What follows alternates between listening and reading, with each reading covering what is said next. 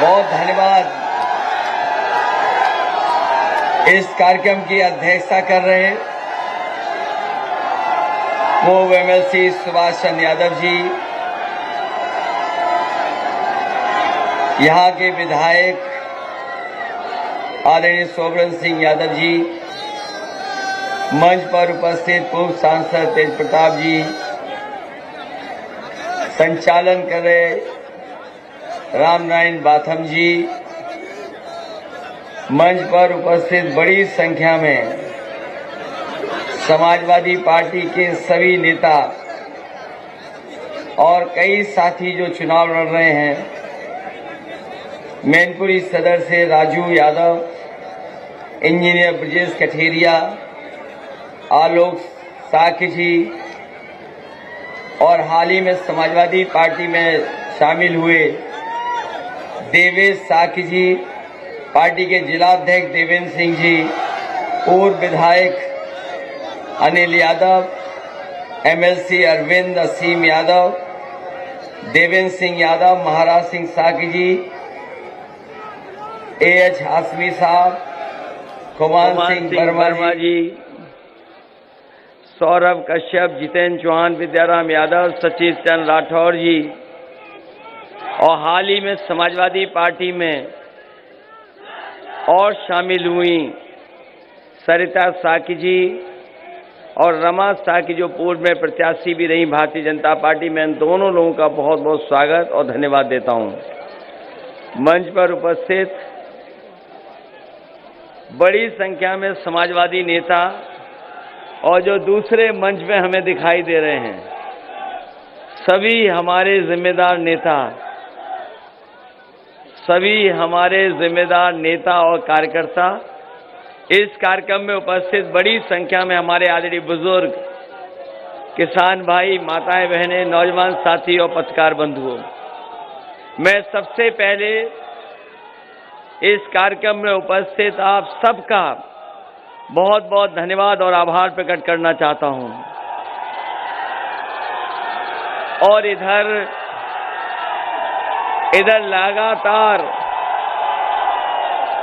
इधर लगातार पाबंदियां थीं और ये वैश्विक महामारी की वजह से चुनाव आयोग ने भी बहुत सारे नियम बनाए थे। उन नियमों का पालन करते हुए मैं ये कह सकता हूं कि इस चुनाव का सबसे बड़ा कार्यक्रम अगर कहीं संपन्न हो रहा है तो यहां पर आज करहल विधानसभा में हो रहा है। जो नियम है उनका हम लोग पालन कर रहे हैं, जो नियम और पाबंदियां हैं उन सब का पालन करते हुए, क्योंकि इधर जहां जहां कार्यक्रम हुए हैं हम लोगों पे कहीं न कहीं कुछ जगह शिकायतें भी हुई हैं। अभी नोएडा में जब कार्यक्रम था, जोश और उत्साह में लोगों ने थोड़ी आतिशबाजी कर दी। अभी जानकारी मिली है कि हम पर और जयंत चौधरी जी पर कार्रवाई होने के लिए कुछ लोगों ने शिकायत की है और हजारों लोगों को अज्ञात में डाला है। अभी कुछ दिन पहले रथ चल रहा था आगरा में, उसमें भी सुनने में आ रहा है कि अज्ञात लोगों पर वहां भी कुछ जो प्रोटोकॉल है, कोविड है, जो कोविड प्रोटोकॉल है उसको तोड़ने की शिकायत पर भी कार्रवाई होने जा रही है। लेकिन हमें उम्मीद है कि यहां पर कोई कार्रवाई नहीं होगी, क्योंकि यहां हम सब लोग नियमों का पालन कर रहे हैं।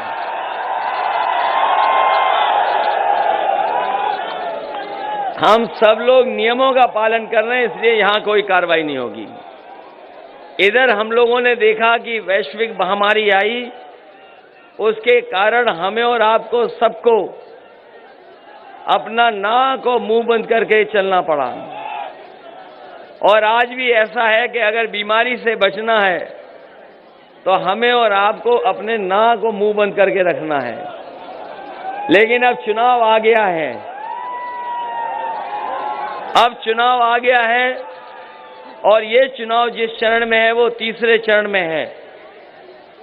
मुझे लगता है कि जिस तरह का माहौल है, जिस तरह का परिवर्तन दिखाई दे रहा है और जिस तरह की हवा चल रही है, पहले चरण में ही सरकार के आंख और कान खुल जाएंगे। जिस सरकार ने अभी तक आंखें और कान बंद कर रखे थे, पहले चरण से ही सरकार की आंख और कान खुल जाएंगे, क्योंकि किसान से लेकर के नौजवान इस बार तैयार है इस भारतीय जनता पार्टी को उत्तर प्रदेश से हटाने के लिए। और ये बात मैं इसलिए कह रहा हूं कि यहां के किसानों ने तकलीफ और परेशानी का सामना किया है। यहां जितने किसान भाई हैं और जितने हमें नौजवान दिखाई दे रहे हैं, सब किसान परिवार से जुड़े लोग हैं। कोई ऐसा नहीं होगा जो खेत ना और खेती ना करता हो। और खेती के साथ साथ ये नौजवान भी उन्हीं परिवारों के लोग हैं। इन्होंने देखा कि किस तरीके से खेती बाड़ी बर्बाद हो गई, खेती बर्बाद हो चुकी है। और जो सरकार ये कह रही थी कि आय दोगुनी होगी, बताओ कहीं किसी किसान भाई की आय दोगुनी हो गई हो तो बता दो। और जब खाद लेने हो गए तो बताओ खाद मिली कि नहीं मिली? नहीं लगता किसी को खाद मिली होगी। और खाद अगर मिल भी गई होगी तो आपने देखा होगा बोरी में से खाद की चोरी हो गई। कभी कभी सोचता हूं ये बीजेपी के लोगों ने चोरी कहां से सीखी है। ये जो बोरी की चोरी है ये कहां से बीजेपी ने सीखी है। यहां पर जितने लोग होंगे उन्होंने कभी न कभी अपने जीवन में पार्ले जी बिस्किट खाया होगा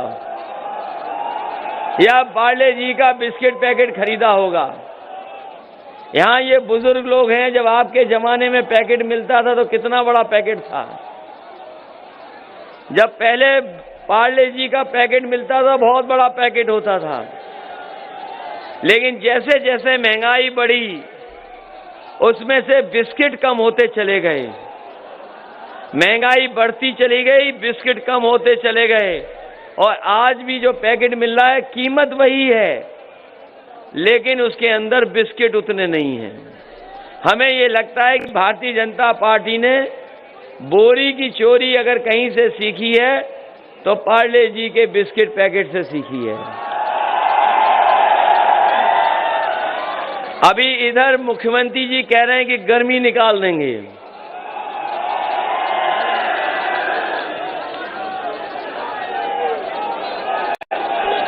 अभी हमारे और आपके योगी बाबा मुख्यमंत्री जी ये कह रहे हैं कि गर्मी निकाल देंगे। पता नहीं क्यों गर्मी निकालने की बात कर रहे हैं।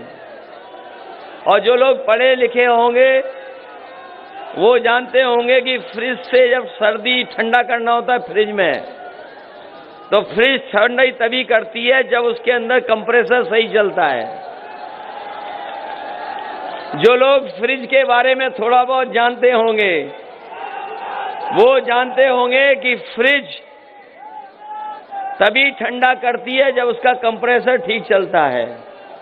बताओ हमारे बाबा मुख्यमंत्री क्या कंप्रेसर हैं जो गर्मी निकाल देंगे? और समाजवादियों ने तय किया है और समाजवादी पार्टी ने तय किया है कि जो लोग गर्मी निकालने की बात कर रहे हैं, समाजवादी सरकार बनेगी तो फौज में भर्ती निकलेगी और पुलिस की भर्ती निकलेगी। ये गर्मी निकालने वालों के लिए हम और नौजवानों के लिए हम कह के जा रहे हैं कि फौज की पुलिस की भर्ती निकाल करके अपने नौजवानों को नौकरी और रोजगार देने का काम करेंगे।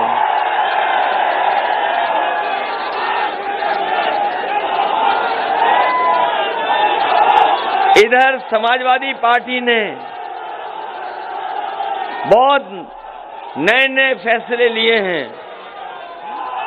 इधर जब भी बिजली का बिल आता होगा तो करंट लगता होगा बिल देख करके।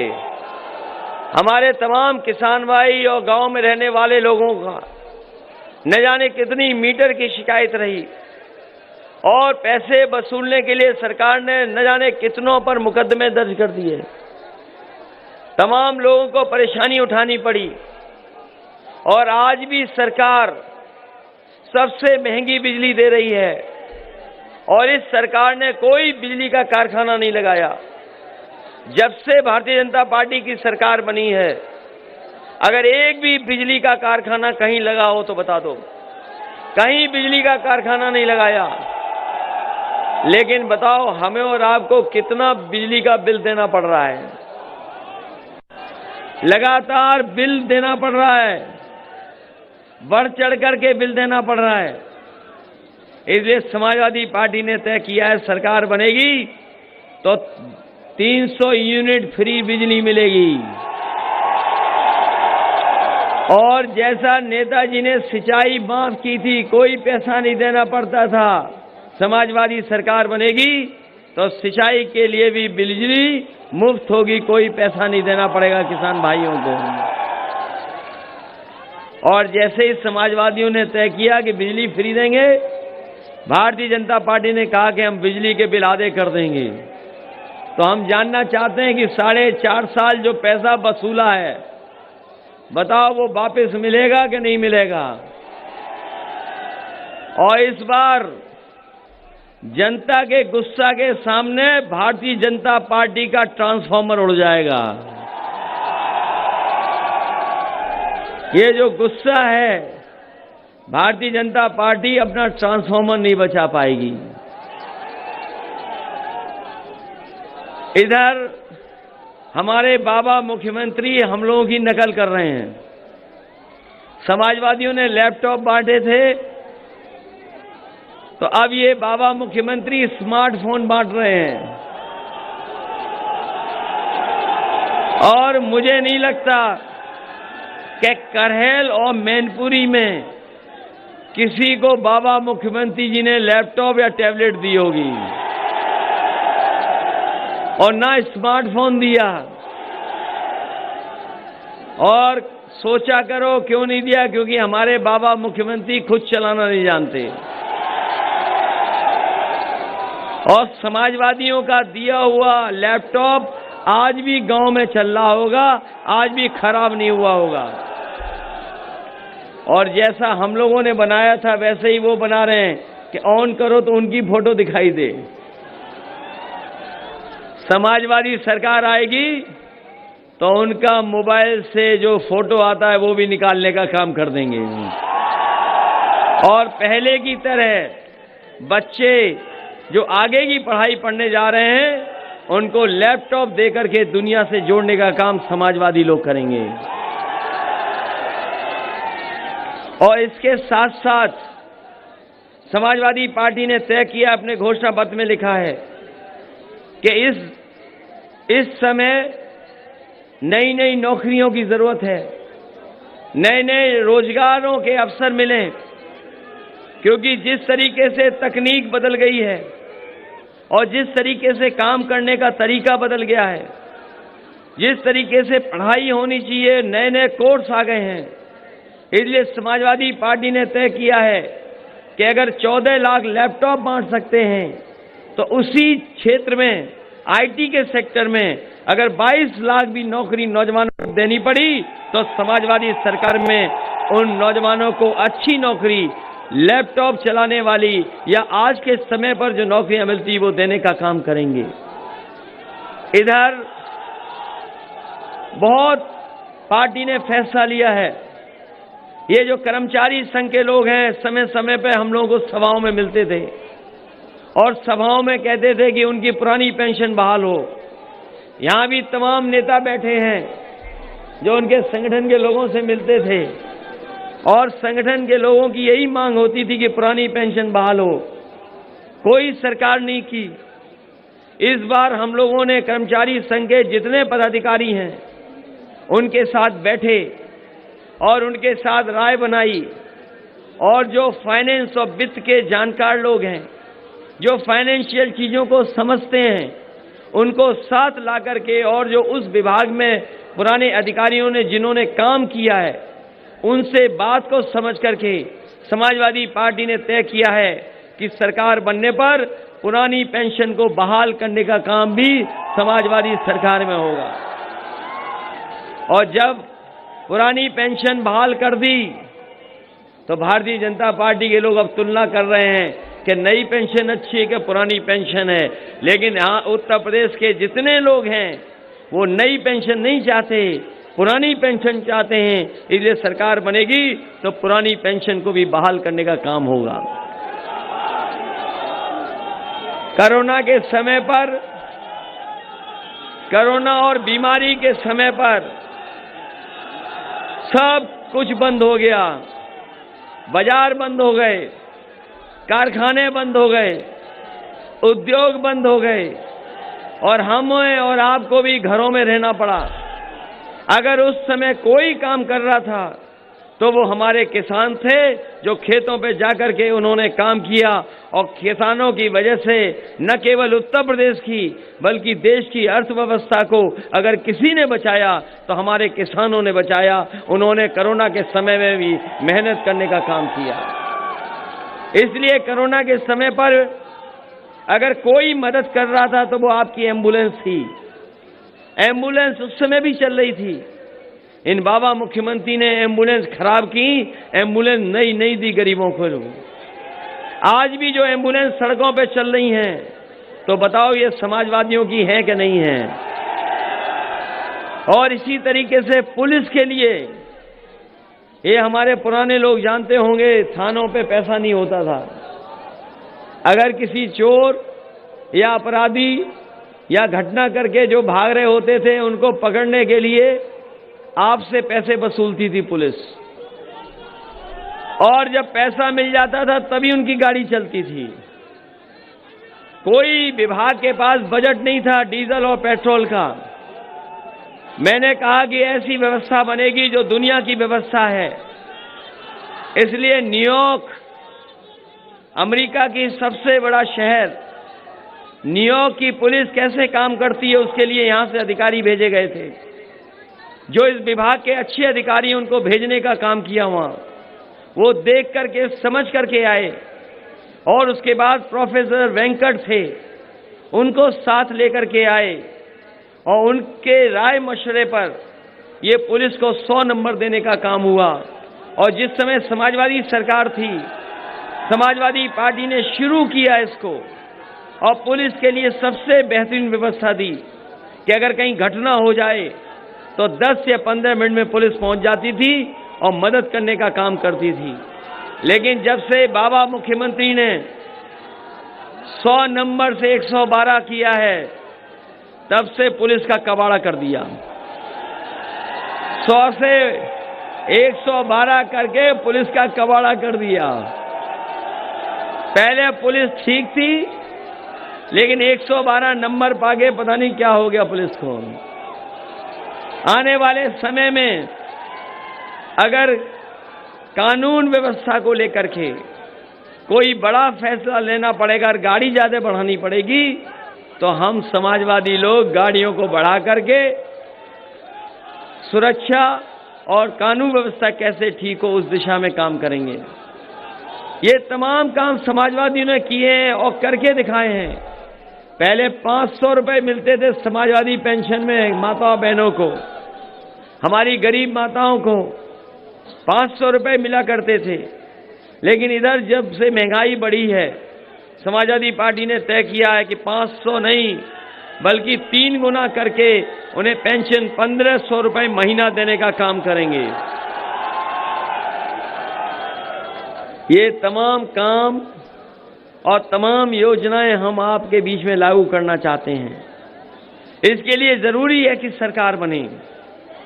जो पहले चरण का चुनाव है, हालांकि आपका तीसरे चरण का चुनाव है, जो पहले चरण से चुनाव की शुरुआत होने जा रही है, बीजेपी की कोशिश है कि चुनाव दूसरी दिशा में ले जाएं, लेकिन अभी जागरूक जनता है। जागरूक जनता अभी भी चुनाव को विकास और खुशहाली के रास्ते पे ले जाना चाहती है। पहले चरण से ही भारतीय जनता पार्टी का सफाया होना शुरू हो रहा है। पहले चरण से ही भारतीय जनता पार्टी की हवा खराब हो रही है और 3 आते आते भारतीय जनता पार्टी का पता नहीं लगेगा।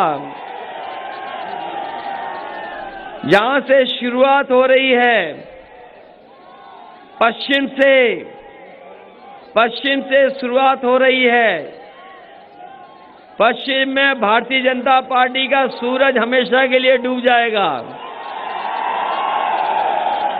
और करेल आते आते भारतीय जनता पार्टी का पता नहीं लगेगा। ये करेल विधानसभा में भारतीय जनता पार्टी का ऐतिहासिक हार होने जा रही है। बताओ उन्हें ऐतिहासिक हार हराओगे कि नहीं हराओगे? अभी तक तो मंच पे लोग कह रहे थे कि सबसे बड़ी जीत होगी, लेकिन मैं ये कहता हूं प्रदेश में अगर भारतीय जनता पार्टी सबसे ज्यादा वोटों से हारे तो वो करेल से हारे, ये मैं चाहता हूं।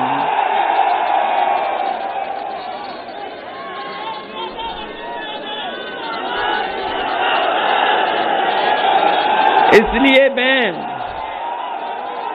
ये करेल विधानसभा नेताजी के क्षेत्र की विधानसभा है। नेताजी की क्षेत्र की विधानसभा है और कभी भी ये विधानसभा पीछे नहीं रही है वोटों के मामले में। अपनी पार्टी को न जाने कितनी बार यहां की जनता ने जिताने का काम किया है। यहां बहुत सारे विधायक बैठे जो जीते हैं। ये लगातार समाजवादियों के साथ रही है। यहां की जनता ने हमेशा समर्थन किया है। इसलिए ये चुनाव न केवल हमारा है बल्कि उत्तर प्रदेश के भविष्य का भी चुनाव है। ये उत्तर प्रदेश का भविष्य का चुनाव है। ये लोकतंत्र को बचाने का चुनाव है। ये बाबा साहब भीमराव अम्बेडकर जी का दिया हुआ संविधान का बचाने का चुनाव है। बताओ इस चुनाव से लोकतंत्र बचाओगे कि नहीं बचाओगे? बताओ संविधान बचाओगे कि नहीं बचाओगे? और इसलिए बचाना जरूरी है कि संविधान हमें अधिकार और संविधान हमें सम्मान देता है। ये इस क्षेत्र की जनता से कोई आज का रिश्ता नहीं है समाजवादियों का। इस क्षेत्र की जनता से नेताजी का जाने कितना पुराना रिश्ता है। इस क्षेत्र से नेताजी का कुश्ती के जमाने का रिश्ता है। कुश्ती और दंगल के जमाने का रिश्ता है। और जैसा कि अभी मंच पे कहा कि जब नेताजी को चुनाव लड़ना था तो सुभाष यादव जी के परिवार ने उनके लिए सीट छोड़ी थी। नथु सिंह जी ने सीट छोड़ करके उन्हें विधानसभा में पहुंचाने का काम किया था। और आज जब मुझे चुनाव लड़ना पड़ रहा है, और मैं चुनाव इसलिए लड़ना चाहता हूं क्योंकि योगी से पहले चुनाव लड़ना चाहता हूं। योगी जी का चुनाव जाने कब होगा, लेकिन उनसे पहले हमारा वोट पड़ जाए इसलिए करेल में आए हैं।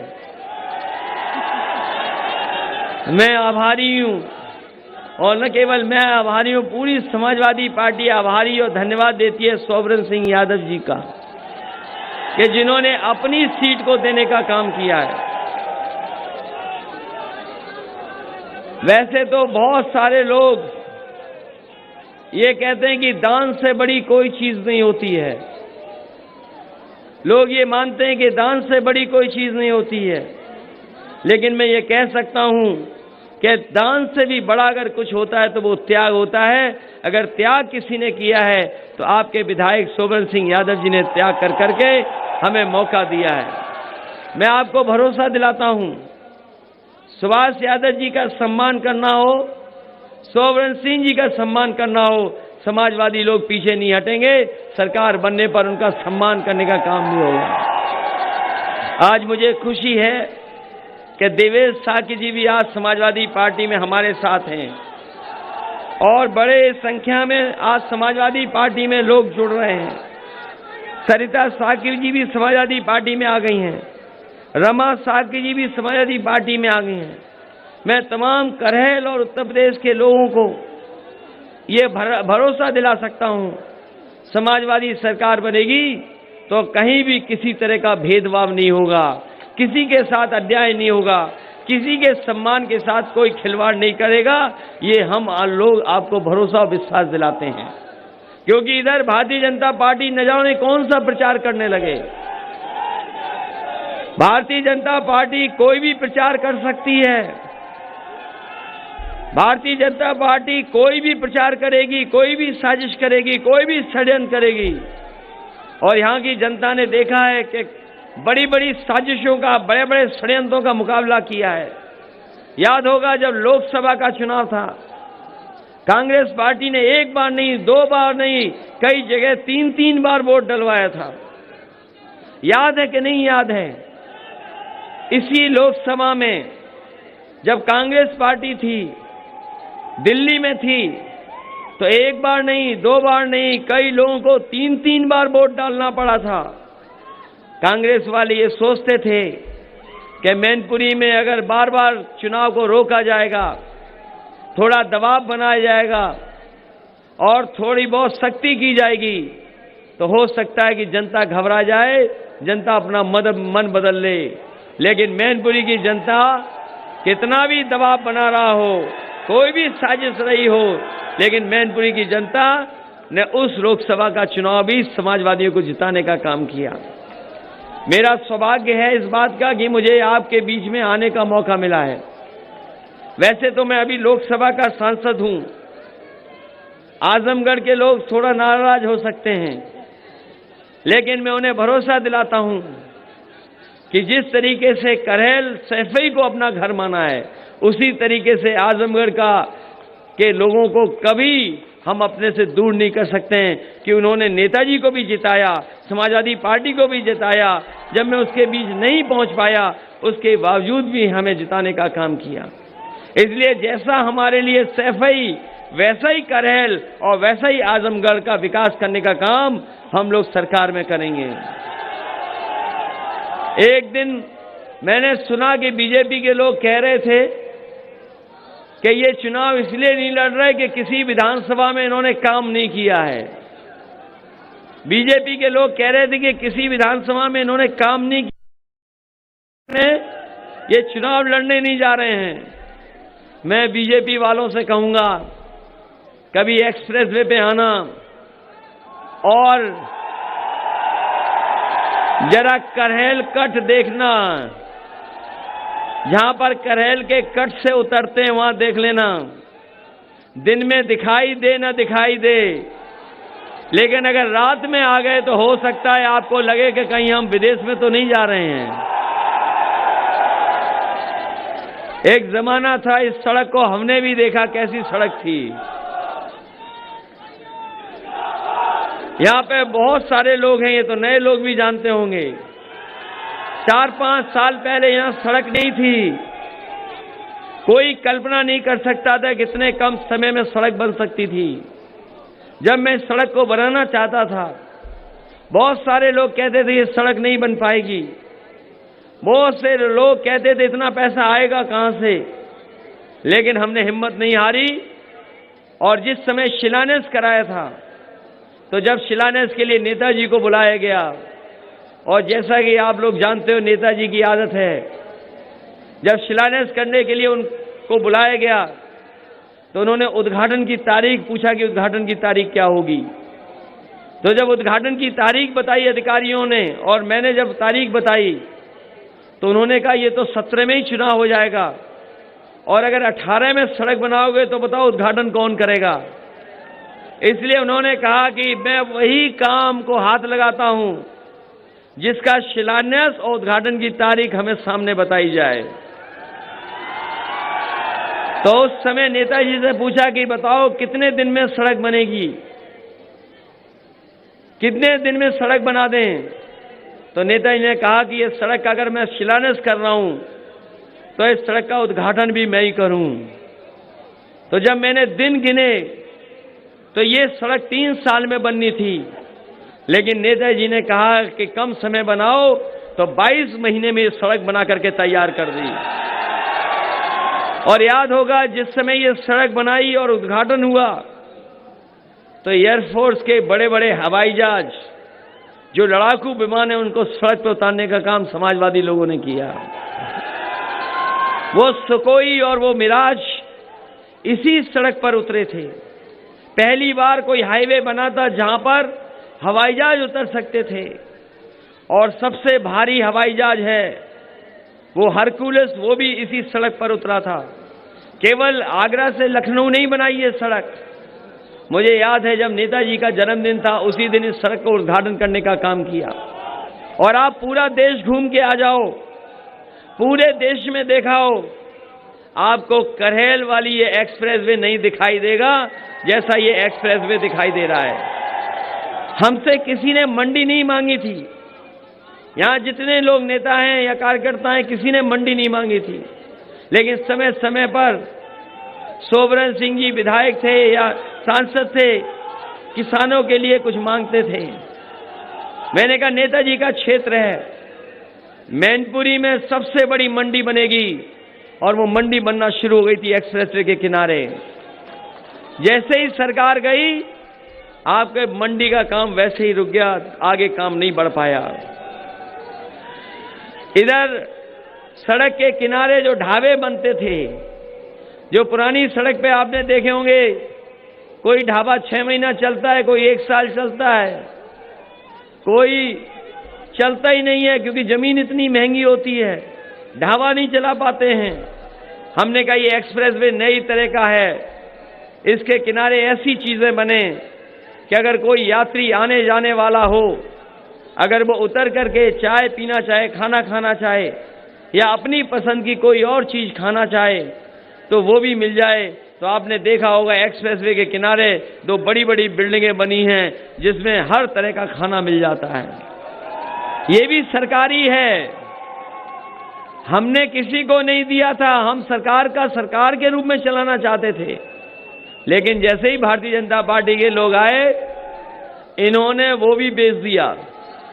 जाने किसको दे दिया? आप आगरा से लखनऊ चले जाओ, आगरा से लखनऊ चले जाओ, इस सड़क पर नेताजी और हमारा आप नाम कहीं नहीं देखोगे सड़क पर।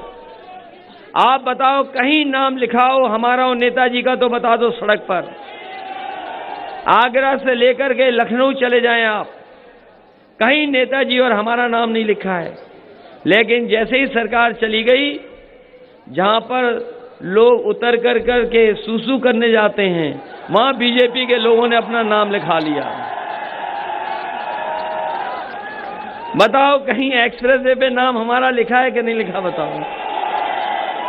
यहां पर वो शौचालय है, बीजेपी का सबसे मनपसंद काम अगर कोई है तो वो शौचालय बनाने वाला है।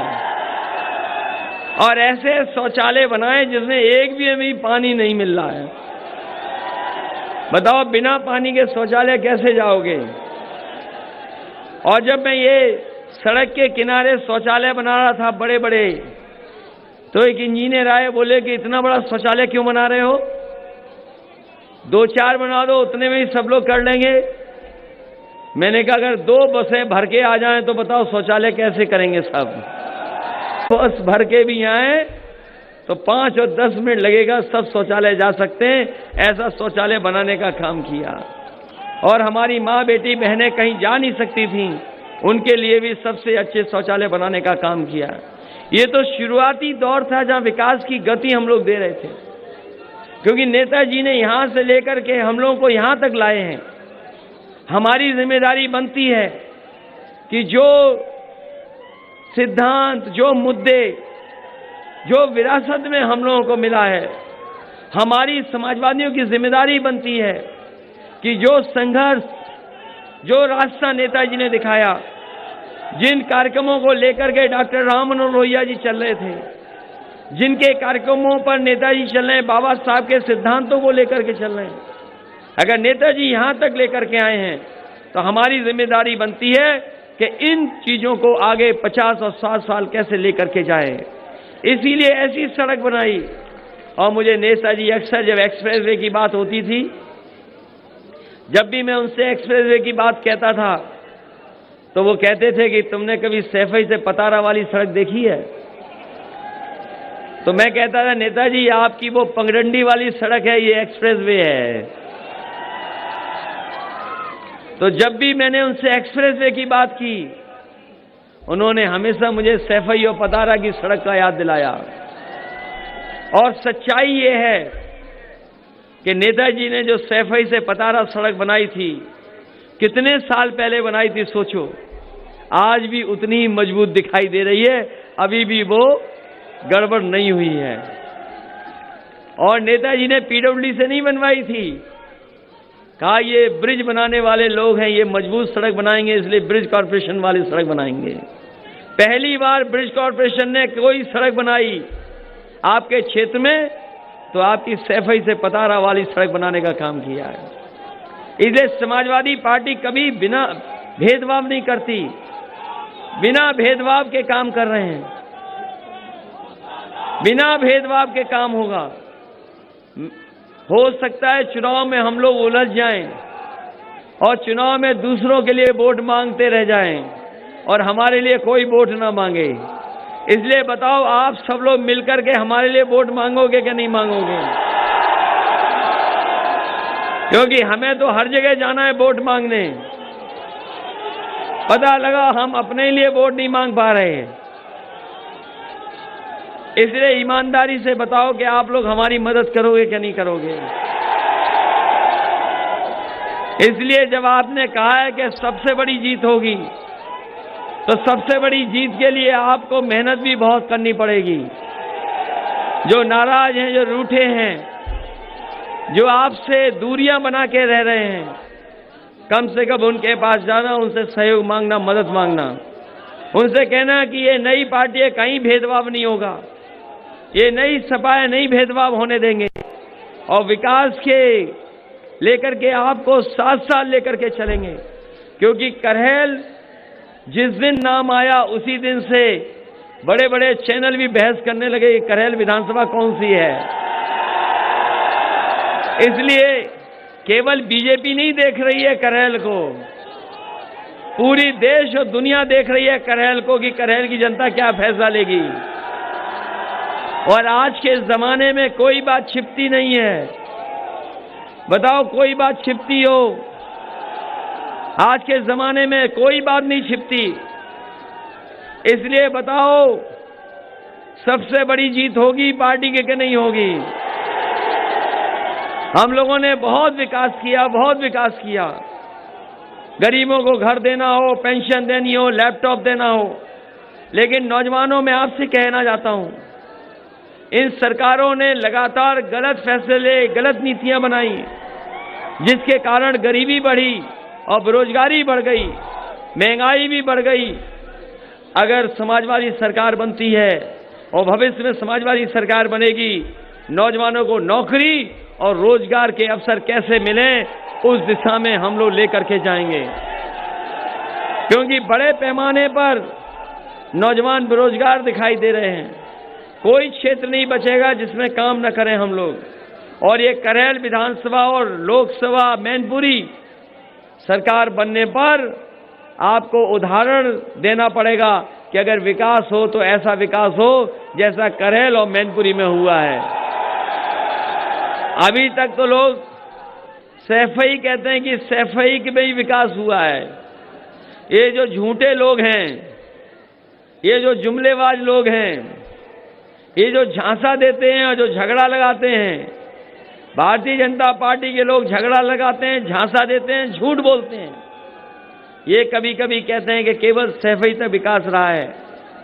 मैं उन बीजेपी के लोगों से कहना चाहता हूं, सैफई जैसा विकास अगर आपने कहीं किया हो तो बता दो, आपकी डबल इंजन की सरकार ने कहीं किया हो तो बता दो। ये केवल एक जगह नहीं है, पर पूरे उत्तर प्रदेश में समाजवादी लोग विकास करने का काम करेंगे और कम से कम मैनपुरी और करेल को उदाहरण पेश करेंगे कि हां विकास हो तो ऐसा हो। हालांकि मैंने जब मैनपुरी में था तो मैंने कह दिया था कि जहां पर नेताजी पढ़े और नेताजी ने पढ़ाया, न केवल नेताजी वहां पढ़े और पढ़ाया बल्कि बहुत सारे लोग हैं जो जैन इंटर कॉलेज में पढ़े होंगे। हमारे विधायक सोवरन सिंह जी भी वहीं पढ़े, असीम यादव भी वहीं पढ़े, इनके पिताजी भी वहीं पढ़ाए। वो तो नहीं पढ़े होंगे पिताजी, उन्होंने पढ़ाया। तो सोचिए, उदय प्रताप सिंह जी केवल यहां के कवि नहीं है, अंतर्राष्ट्रीय कवि हैं। नीरज जी के बाद अगर सबसे बड़ा नाम कोई कवियों में रहा तो वो उदय प्रताप सिंह जी, उनके बेटे यहां पढ़े और वो खुद पढ़ाए वहां पर। और कौन कौन पढ़ा? बाथम जी भी पढ़े। जो प्रिंसिपल बाथम जी हैं, इन्होंने जब हमारा परिचय दिया तो जितनी अच्छाई हो सकती है सब परिचय में पढ़ दी। तो ये भी वहीं पढ़े। और कौन पढ़ा?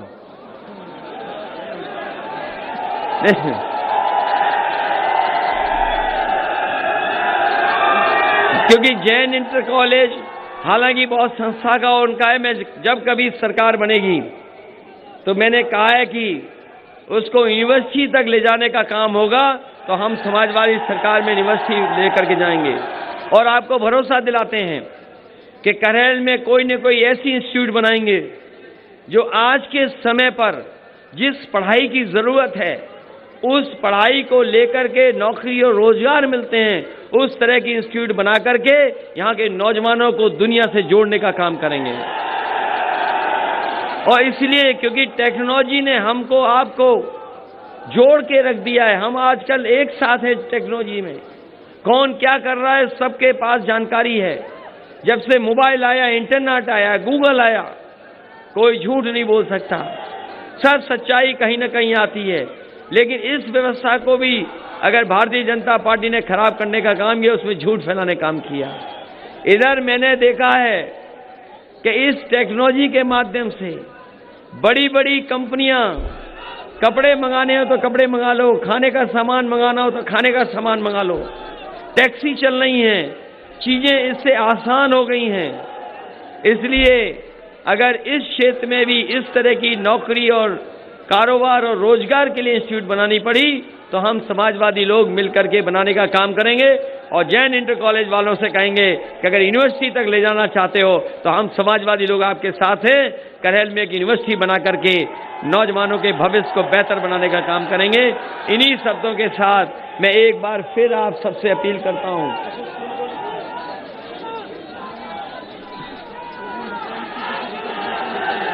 मैं इन्हीं शब्दों के साथ, ये भेदभाव हो जाएगा कि जिस स्कूल में आए उस स्कूल को कुछ नहीं दे रहे।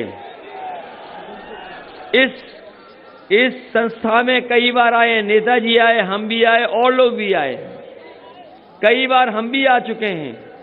इसलिए नर्सिंग इंटर कॉलेज के लिए भी यहाँ के लोग जो कहेंगे वो करने का काम करेंगे।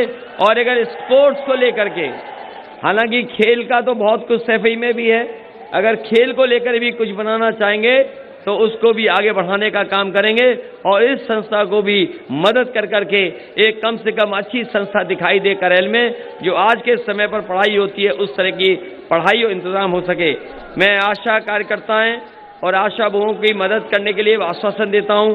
वहीं हमारे रोजगार सेवक दिखाई दे रहे हैं, टीईटी वाले दिखाई दे रहे हैं, बीएड वाले दिखाई दे रहे हैं। किसमें ये देखना कौन से वाले हैं?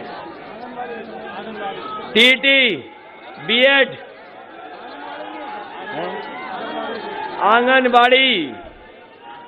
आंगनबाड़ी, टीईटी, इन सब की मदद करने का काम करेंगे। आप भी अपना ज्ञापन भिजवा दो। बीएड, टीईटी 2011 इनकी भी मदद करने का काम करेंगे। मैं भरोसा दिलाता हूं कि सरकारी जितने भी पद हैं नौकरियां हैं, उनको सबसे पहले भरने का काम समाजवादी सरकार में होगा। अपने रोजगार सेवकों की भी मदद करेंगे। अभी घोषणा पत्र आने वाला है तो देखेंगे आप बहुत सारी जो समय समय पे हम लोगों को ज्ञापन दिए हैं, टीईटी वाले 2011 तुम्हारी समस्या समाधान करेंगे। इन्हीं शब्दों के साथ आप सबका बहुत बहुत धन्यवाद और आभार प्रकट करता हूं कि इस उम्मीद और भरोसे के साथ कि आप सब खुद मिलकर के हमें चुनाव लड़ाओगे। और जैसा मैंने पहले कहा कि हम और लोगों के लिए वोट मांगते रहें, पार्टी की सरकार बनाने के लिए जगह जगह जाते रहें और अपना क्षेत्र भूल जाएं, लेकिन हमारे क्षेत्र के जितने लोग यहाँ उपस्थित हैं, जितने नेता कार्यकर्ता हैं, हमें भरोसा है कि करहेल तो जिताएंगे ही जिताएंगे, साथ ही साथ मैनपुरी की हर विधानसभा को आप जिताने का काम करना। मैनपुरी शहर में राजू यादव लड़ रहे हैं, उनकी मदद करना। आलोक साके लड़ रहे हैं, उनकी मदद करना। विजेश कठेरिया लड़ रहे हैं, उनकी मदद करना।